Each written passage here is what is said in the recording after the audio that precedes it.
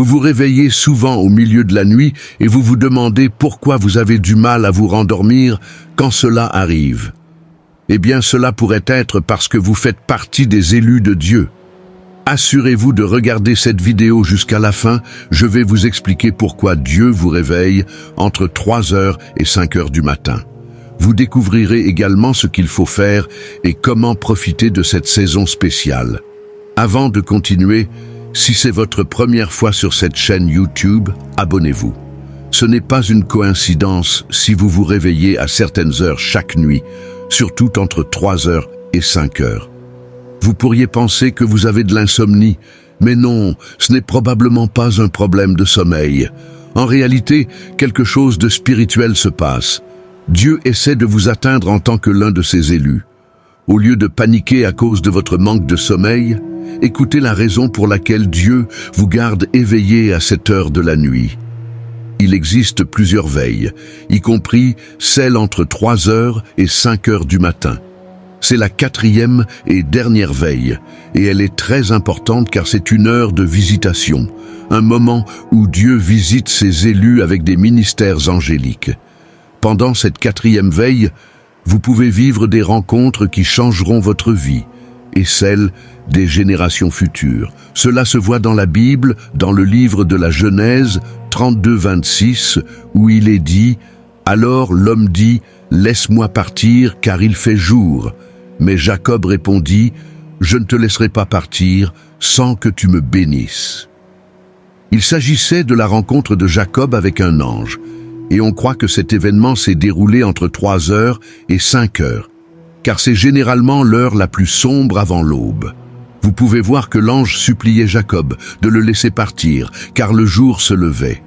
La visitation de Jacob par l'ange a transformé sa vie à jamais. C'est la naissance d'une nation appelée Israël. Le Seigneur Jésus-Christ, dans Marc 6,48, marcha aussi sur l'eau pour rejoindre ses disciples lorsqu'ils luttaient contre une terrible tempête, à la même 4e veille. Les événements stratégiques de la bénédiction et de l'intervention de Dieu se sont produits à la 4e veille. Dieu veut aussi vous visiter, tout comme il a visité Jacob et les disciples, qui étaient également élus. Vous pouvez donc voir l'importance de cette veille que Dieu veut que vous fassiez à ces heures. Vous ne devez pas vous forcer à vous rendormir. Dieu veut que vous maximisiez ce moment de rencontre car il est sur le point d'accomplir de grandes œuvres dans votre vie. Voici 3 choses que Dieu veut que vous fassiez lorsque vous êtes éveillé entre 3h et 5h. 1. Priez avec ferveur contre l'ennemi. Le diable est connu pour pervertir toutes les bonnes choses que Dieu fait. Tout comme Dieu utilise la 4e veille pour visiter son peuple, le diable et ses agents travaillent aussi à cette heure pour détruire ce que Dieu fait dans votre vie. Cette heure est également connue comme un moment d'activité démoniaque. L'heure de 3h du matin est appelée l'heure du mal. Parfois, quand tout semble aller mal dans votre journée et que vous voyez les empreintes du diable à l'œuvre, tout cela provient des mauvaises semences que l'ennemi a semées à une telle heure maléfique. Jésus a confirmé cela dans Matthieu 13,25 en disant « Mais pendant que tout le monde dormait, son ennemi vint, sema de l'ivraie parmi le blé et s'en alla. » C'est pourquoi Dieu continue de vous réveiller. Il veut que vous soyez vigilants et que vous défendiez votre territoire contre l'ennemi. Souvenez-vous que les armes de votre combat ne sont pas charnelles, elles sont assez puissantes pour renverser les forteresses.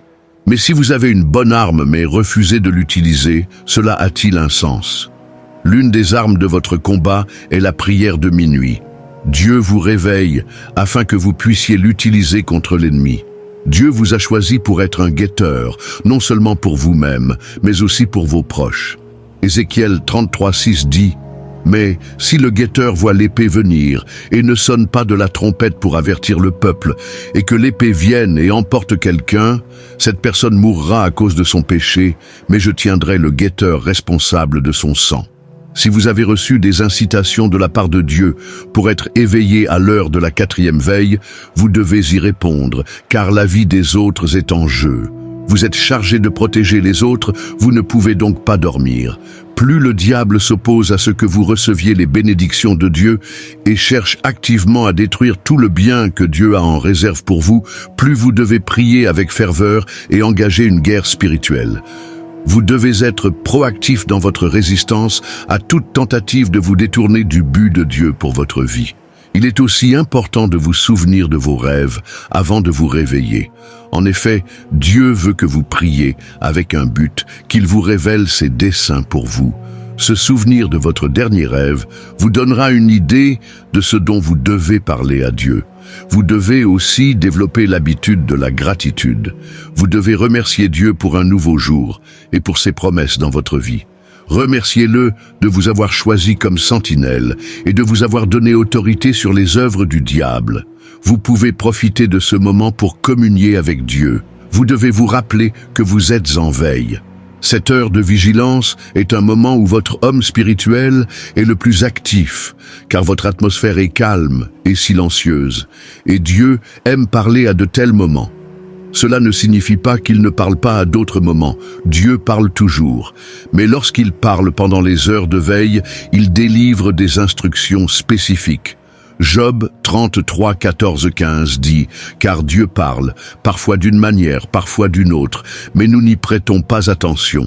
Il parle dans des rêves, dans des visions de nuit, quand les hommes sont plongés dans un sommeil profond, lorsqu'ils sont endormis sur leur lit. Dieu vous parlera et scellera des instructions profondes dans votre esprit. Vous ne pouvez pas décoder ces instructions à moins de vous engager dans la méditation. Pour méditer, vous devez porter toute votre attention et ne pas chercher à sortir du lit. Vous pouvez rester plus longtemps ou vous asseoir et reconnaître la présence de Dieu. Ce n'est pas le moment de jongler avec d'autres activités pendant que vous lui parlez en pensée. Demandez à Dieu de vous parler, de vous dire des choses spécifiques qu'il veut que vous fassiez. Vous commencerez à ressentir des choses, à entendre Dieu vous parler. Il pourrait même vous donner des instructions concernant vos affaires, vos finances et vos proches. Il peut même vous informer d'événements futurs dans votre pays ou dans la communauté où vous vivez. En restant en silence, vous commencerez à comprendre ce qui se passe dans le domaine spirituel et à percevoir ce qui se passe autour de vous. Vous pourrez comprendre distinctement les instructions de sa voix, car votre esprit communie avec Dieu. Vous commencerez à obtenir des interprétations des rêves que vous avez eus précédemment et comment les aborder. Une autre chose que Dieu peut vous donner à cette heure est de nouvelles idées. Il vous donnera des solutions à des problèmes de longue date que vous avez essayé de résoudre. C'est ici que l'inspiration divine vient pour vos affaires. Ne laissez pas passer tout cela. Marc 1h35 témoigne que Jésus se levait tôt le matin, quand il faisait encore sombre. La Bible dit qu'il cherchait un endroit retiré pour prier. Jésus faisait cela pour se reconnecter avec Dieu et recevoir des instructions. Nouvelles idées sur ce qu'il devrait faire ce jour-là. Il était toujours occupé pendant la journée, mais il parlait à Dieu la nuit ou aux premières heures du matin. Il n'est pas surprenant qu'il n'ait jamais manqué d'idées ni de pouvoir tout au long de son temps sur terre. Si vous adoptez également cela, Dieu continuera à vous rafraîchir. L'heure de la 4e veille est également un moment pour l'éveil spirituel dans votre marche avec Dieu. En restant éveillé pour communier avec Dieu chaque jour, vous expérimenterez un ciel ouvert dans votre relation avec lui. Cependant, en méditant, vous devez documenter tout ce que Dieu dit, y compris vos pensées. Vous pouvez aussi lui poser des questions sur vos préoccupations et attendre patiemment sa réponse. Troisièmement, parlez de votre journée. Il y a du pouvoir dans votre langue. La Bible dit que la mort et la vie sont au pouvoir de la langue. Vous pouvez prononcer la vie sur vous-même et la mort sur des choses ou des personnes qui vous sont chères. Malheureusement, beaucoup de chrétiens n'utilisent pas leur pouvoir. Ils laissent ce pouvoir leur échapper et donnent au diable la chance de vous affliger. Vous ne devez pas laisser cela se produire. Utilisez donc le pouvoir de votre langue pour parler et remodeler votre journée. Le meilleur moment pour le faire est entre 3h et 5h du matin. Après avoir annulé les mauvaises semences que l'ennemi a semées pendant que vous dormiez, commencez à semer de nouvelles semences de bénédiction par vos paroles. Prononcez la parole de Dieu sur les activités de votre journée. Proclamez la victoire sur chaque enchantement et divination du diable par vos mots. Vous pouvez commander aux éléments de la terre de travailler pour votre bien. Dans le livre de Josué 10, 12-13, Josué parla au soleil et à la lune pour qu'ils restent immobiles pendant que les Israélites combattaient les Amoréens. Ces éléments obéirent. Le soleil resta immobile presque toute la journée et ne se coucha pas jusqu'à ce qu'ils aient défait leurs ennemis. Avez-vous déjà planifié de nombreuses tâches quotidiennes et soudainement la pluie a interrompu tout votre travail? Cela ne doit plus être votre expérience. La 4e heure est aussi un moment pour reconstruire les événements de votre journée. Vous pouvez arrêter la pluie comme je l'ai fait pendant 3 ans et 6 mois. Vos déclarations sont si puissantes parce que Dieu honore les mots que vous prononcez. Maintenant que vous comprenez votre place en tant que gardien et comment maximiser ce moment spécial avec Dieu, vous devez aussi savoir comment maintenir ce moment de rencontre. Vous devez vivre une vie qui honore Dieu. Vous magnifiez les activités de votre chair chaque fois que vous péchez et votre esprit perd sa puissance. Lorsque votre esprit est mort, il ne peut plus comprendre les promesses de Dieu. Vous devez vivre consciemment dans l'esprit et vous séparer de tout ce qui entrave votre relation avec Dieu. Une façon de renforcer votre esprit est de prier dans l'Esprit Saint. Dites-lui ce que Dieu dit à propos de vous. Comment pouvez-vous être sûr de ne pas vous rendormir lorsque Dieu vous incite à prier? C'est très simple. Ayez la détermination d'obéir à Dieu. Vous ne rejetterez pas ses incitations et ne succomberez pas au sommeil. Si vous respectez Dieu, vous serez peut-être fatigué après le travail, mais votre respect pour lui vous fera vous lever lorsqu'il aura besoin de vous rappeler. Vous êtes le collaborateur de Dieu. Il s'associe avec vous pour accomplir sa volonté sur terre. Mais lorsque vous ne lui répondez pas, il se sent triste, car votre négligence à ce moment-là peut avoir de graves conséquences. Vous devez être intentionnel dans la création de temps pour Dieu le matin.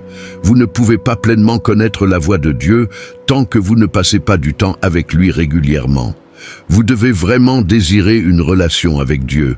La plupart du temps, lorsqu'il vous pousse à rester éveillé, ne lui demandez pas toujours ce dont vous avez besoin. Cherchez à le connaître personnellement et ouvrez-lui votre cœur pour que votre esprit puisse communiquer avec lui. Alors, la prochaine fois que Dieu vous réveille, ne vous rendormez pas. Prions. Père, je viens devant toi aujourd'hui et je te remercie pour prendre soin de moi comme tu le fais. Je ne suis pas suffisant sans toi. Tu es mon aide et celui qui me soutient. Merci pour les paroles que j'ai reçues aujourd'hui. Merci pour avoir révélé ta volonté pour ma vie. Je suis reconnaissant pour la manière dont tu m'as porté dans tes bras jusqu'à maintenant. Je suis humble devant ta bonté envers moi. Elle a été accablante et je t'adorerai toujours. Seigneur, je te demande de sonder mon cœur et de voir s'il y a quelque chose que je fais qui ne te plaît pas et aie pitié de moi. Je me repens de tout ce que tu n'aimes pas et je reçois ta force par l'Esprit Saint pour toujours vivre selon tes préceptes et accomplir tes plans pour moi. Saint-Esprit, je te demande ton aide car je ne peux accomplir aucune tâche que tu m'as donnée. Aide-moi à comprendre les leçons que tu m'as enseignées aujourd'hui sur l'heure de la 4e veille.